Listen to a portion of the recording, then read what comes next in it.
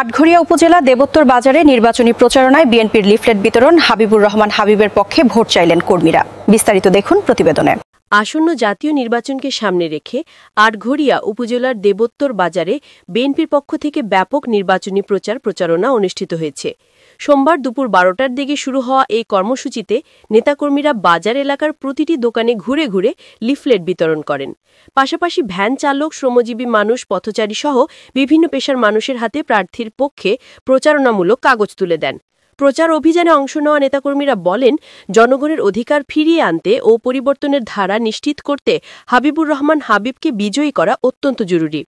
তারা মা বোন সহ সাধারণ ভোটারদের কাছে গিয়ে বিএনপি মনোনীত প্রার্থীর পক্ষে ভোট চান এবং দেশ জুড়ে গণতন্ত্র পুনরুদ্ধারের আন্দোলনকে শক্তিশালী করতে জনগণের সমর্থন আহ্বান করেন। এ সময় নেতাকর্মীরা বাজারের ব্যবসায়ীদের সাথে কথোপকথন করেন এবং ভবিষ্যৎ উন্নয়ন, ন্যায় বিচার প্রতিষ্ঠা ও জনগণের ভোটাধিকার ফিরিয়ে দেওয়ার অঙ্গীকার তুলে ধরেন। ভ্যান চালক সহ শ্রমজীবী মানুষেরাও এ প্রচারণায় আগ্রহ দেখান বলে জানা গেছে। প্রচারণায় শেষে নেতাকর্মীরা জানান, নির্বাচনের দিন পর্যন্ত এই ধরনের কর্মসূচি অব্যাহত থাকবে এবং ঘরে ঘরে গিয়ে জনগণকে বিএনপি প্রার্থীর পক্ষে উদ্বুদ্ধ করা হবে।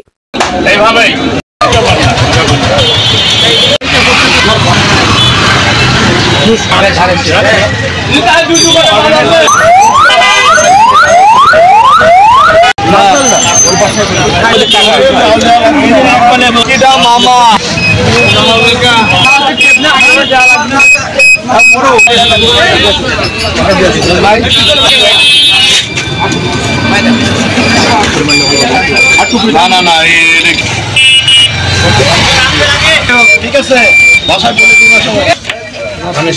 ম্যাডাম আমরা ক্ষমতায় নেই, আমরা কিন্তু দাঁড়ান